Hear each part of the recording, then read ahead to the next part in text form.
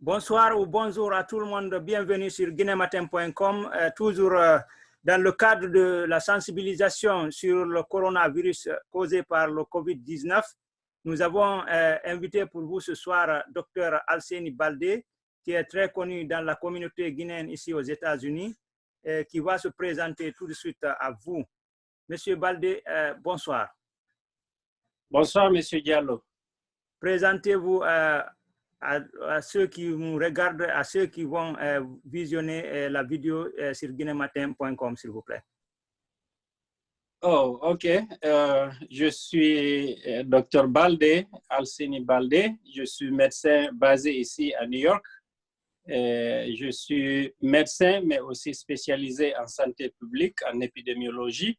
J'ai ma pratique ici il y a quelques années. Donc, c'est avec honneur que je réponds à votre invitation pour parler de cette nouvelle maladie aujourd'hui.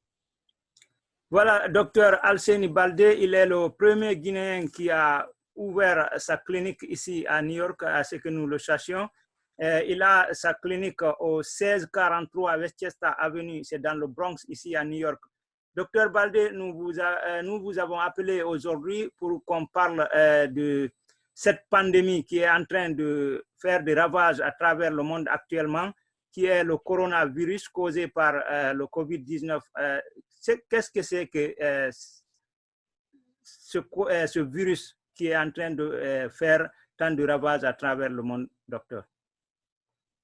Oui, Monsieur Diallo, nous le savons tous que cette maladie, le coronavirus 2019, encore appelé COVID-19, est une nouvelle maladie qui n'était pas connue auparavant. Donc, comme je le disais avant, tout ce que nous connaissons de la maladie, c'est depuis ces derniers 4 mois, depuis qu'elle est apparue en Chine. Donc, c'est pour cela que vraiment les données sont limitées. Les scientifiques, les médecins et chercheurs sont en train d'apprendre au fur et à mesure que la pandémie évolue.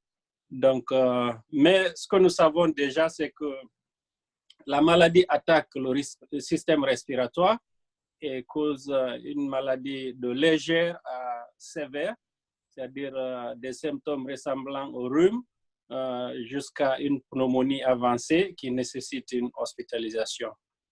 C'est une maladie nouvelle, mais quand même qui cause des cas graves parfois. Donc c'est ça, cette nouvelle maladie, M. Diallo. Cette nouvelle maladie qui est le COVID-19, causée par le COVID-19, cette maladie, docteur, est en train vraiment de faire des ravages à travers le monde, comme on l'a dit tantôt. Mais quelle est la couche qui est plus touchée par cette maladie à travers la planète? Bon, au fait, avant, on différenciait les différentes couches selon la sévérité de l'affection ou bien la vulnérabilité. Mais nous avons constaté que maintenant, cette maladie attaque tout le monde. Tout le monde est atteint, des enfants aux adultes. Mais c'est que les personnes qui ont des maladies chroniques sont plus vulnérables, sont plus fragiles, donc plus susceptibles à attraper la maladie. Les personnes qui ont des maladies chroniques telles que l'asthme, telles que l'insuffisance cardiaque, le diabète, l'hypertension, les maladies rénales, et toutes les autres maladies de déficience du système immunitaire. Ces personnes sont plus à risque. Mais aussi, il faut ajouter les personnes âgées et les personnes qui sont obèses. Et ça, c'est tout dernièrement que cela s'est manifesté. Nous avons constaté au cours de l'évolution de la pandémie que les personnes obèses aussi, même s'ils n'ont pas d'autres affections apparentes, sont très susceptibles et parfois même à développer des maladies, des cas compliqués qui nécessitent une hospitalisation. Et les personnes âgées aussi, même s'il n'y a pas une maladie apparente, ces personnes aussi sont très susceptibles à attraper la maladie. Voilà. Quelles sont les voies les plus faciles connues aujourd'hui, les voies de transmission de ce virus? Les méthodes de transmission sont diverses. Avant, ce qui était plus développé, c'était surtout cette transmission par contact direct avec un malade qui porte le virus. Et un contact direct, surtout une personne qui développe des symptômes tels que la toux et l'éternuement, ces personnes, quand on s'approche d'elles, la transmission est directe, elle est très facile. Mais on a constaté qu'avec l'évolution de la pandémie, qu'il y a aussi cette transmission de manière indirecte. C'est-à-dire quand les personnes toussent ou éternuent, ces gouttelettes-là dégagent les virus en grande quantité qui se déposent sur certaines surfaces. Et quand les personnes saines touchent à ces surfaces-là et arrivent à toucher à leur visage, le nez, la bouche, etc., il y a cette manière aussi de transmission a été constatée qu'elle est très fréquente.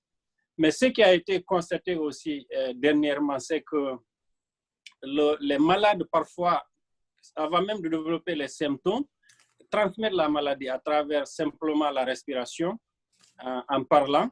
Donc, quand on s'approche de ces malades-là, de ces personnes porteuses du virus, qui n'ont pas encore les symptômes, il y a une certaine transmission. C'est surtout ce qu'on a constaté ici à New York.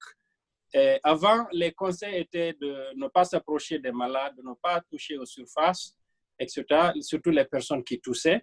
Mais on a constaté que maintenant, même les personnes asymptomatiques qui portent le virus transmettent ce virus aux personnes saines. Donc, même en s'approchant d'une personne qui porte le virus et qui n'a pas de symptômes, cette personne qui parle, qui respire, peut transmettre le virus. Et présentement, quels sont les traitements utilisés, s'il y en a, contre ce virus? Et est-ce que l'eau chaude et le mentholatum sont anti-COVID-19? En fait, je vais parler d'une manière générale. Pour le moment, il n'y a pas un traitement qui est encore reconnu. Nous le savons tous qu'il y a une promotion de l'hydroxychloroquine et aussi de l'azithromycine dans le traitement du COVID-19. C'est vrai qu'il y a certains malades qui prennent ça et qui guérissent, mais rien n'est prouvé scientifiquement. Et il y a des études en cours depuis le début de cette pandémie, surtout ici aux États-Unis. Et aussi en Europe, il y a des études qui sont en cours. Certaines études ont été faites en Chine, mais il faut reconnaître que là-bas, ils étaient pris au dépourvu. Donc, les études n'étaient pas bien planifiées. Donc, c'était des études pilotes qui n'ont pas beaucoup d'éléments, beaucoup de cas. Donc, c'est un sujet vraiment qui est toujours en train d'être traité. Ces médicaments sont utilisés, mais leur efficacité n'a pas été approuvée encore, éprouvée, je veux dire. Donc, c'est ça. En général, il n'y a pas de traitement efficace. Mais il faut reconnaître que 80% des malades guérissent d'elles-mêmes. Donc, ces personnes qui prennent ces médicaments, est-ce que c'est l'évolution naturelle de la maladie? Ils guérissent selon l'évolution naturelle de la maladie, ou bien ce sont les substances que ces malades prennent qui entraînent la guérison? Ça, c'est un point d'interrogation. D'accord. Vous êtes dans le secteur de la médecine. Ici à New York, par exemple, il y a des gens qui sont malades alités à la maison et qui ont peur d'aller se présenter dans les secteurs sanitaires. Et quel conseil avez-vous à donner à ceux-là? Est-ce qu'ils ont à avoir peur à se présenter dans un centre hospitalier, par exemple, pour se faire tester? Oui, M. Diallo, ça aussi, c'est une question vraiment qu'on pose chaque jour, mais il faut reconnaître que cette maladie, le COVID-19, a bouleversé toutes les données. C'est une nouvelle donne. Toutes les règles qui existaient ont été bouleversées. Avant, ici, on conseille aux malades que quand vous êtes malade, allez immédiatement consulter votre médecin ou bien aller à l'hôpital. Ne restez pas à la maison pour ne pas que votre maladie s'aggrave. Mais le COVID-19 a bouleversé tout cela parce que les conseils qu'on donne, que je répète ici, ce sont des conseils donnés par le Health Department, le New York City Health Department, le New York State Health Department, le CDC, Centers of Disease Control and Prevention, qui commande, qui donne toutes les règles, qui édicte toutes les règles de santé publique ici aux États-Unis et qui sont parfois suivies par les autres pays du monde.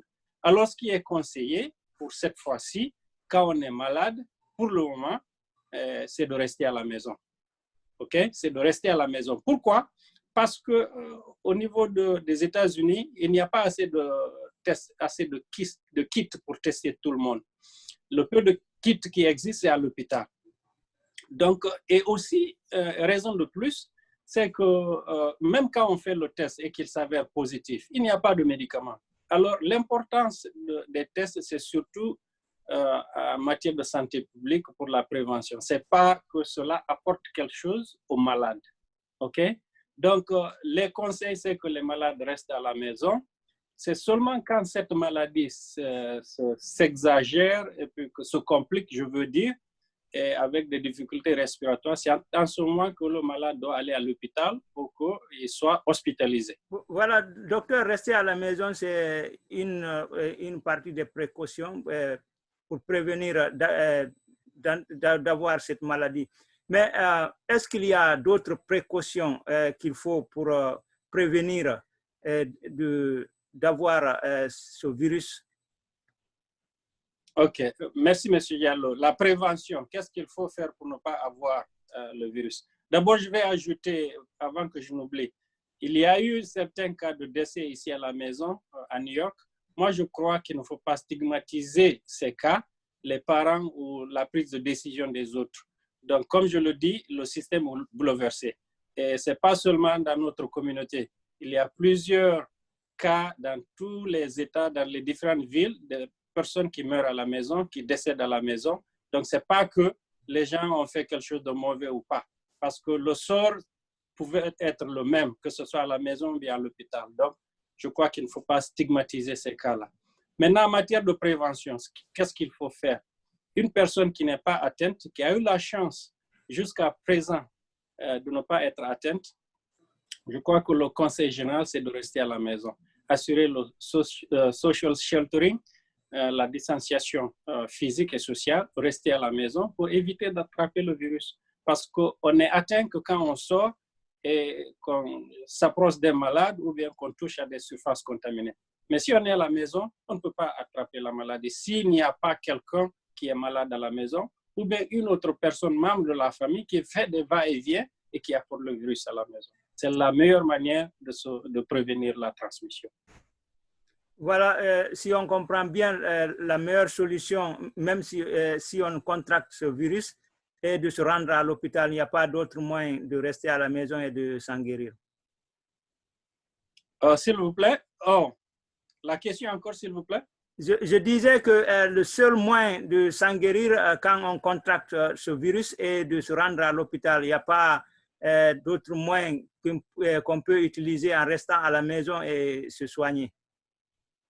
Et quand on a déjà le virus, on est atteint, c'est que d'abord ce que je veux dire à tout le monde, surtout ici, dans notre territoire ici aux États-Unis, à New York, c'est que quiconque présentement développe les signes du flou, c'est-à-dire qui développe une toux, de la fièvre ou bien des douleurs corporelles généralisées et intenses, c'est qu'il faut penser qu'il peut bien s'agir de cette nouvelle maladie. Et c'est en ce moment qu'il faut vraiment chercher à s'isoler pour ne pas contaminer les autres. Ça, c'est de manière vraiment générale pour protéger le reste de la famille et les autres. Maintenant, quelqu'un qui est en bonne santé, qui n'a pas de maladie chronique, il peut espérer que la maladie guérisse d'elle-même sans faire quoi que ce soit. Seulement, il faut bien se réhydrater en buvant et en mangeant, en restant à la maison. S'il y a des problèmes, faire un traitement symptomatique avec le Tylenol pour les douleurs et la fièvre. Maintenant, si la maladie s'aggrave, bien sûr, si la personne n'arrive plus à respirer, en ce moment, il faut appeler 911 et aller à l'hôpital. Il y a certains à qui on prescrit l'hydroxychloroquine parce qu'à défaut de quelque chose, il faut donner ce qu'on espère peut travailler. Que ce soit effectif ou pas, c'est ce qu'on donne présentement. Certains prennent cela et la zithromycine aussi pour traiter une éventuelle pneumonie. Des conseils pour les Guinéens de la diaspora ou ceux qui sont en Guinée, docteur, par rapport à ce virus? Le conseil que moi je vais donner, c'est que vraiment il faut suivre les règles édictées par le ministère de la Santé et les organismes appropriés de lutte contre la pandémie, l'épidémie. C'est que j'ai toujours donné l'exemple ici à New York. Au départ, quand il y a de nouveaux cas, la meilleure manière de contenir l'épidémie, c'est de faire le contact tracing. C'est-à-dire tous les nouveaux cas doivent être testés. Quand ils sont positifs, les mettre en quarantaine et détecter les contacts aussi, isoler les gens, les malades et les contacts. Bien sûr, les prendre en charge.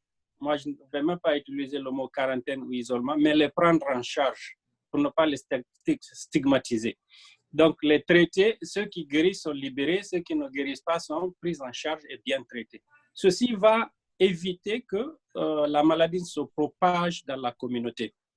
Parce que quand on atteint le niveau de 500 cas, le niveau de 1000 cas, avec tous ces cas-là, on peut faire le contact tracing et limiter les dégâts. Mais quand ça arrive à 1000 cas ou ça dépasse 1000 cas, le système sanitaire ne pourra plus prendre en charge tout ce monde-là. Le nombre de lits d'hôpital ne pourra pas.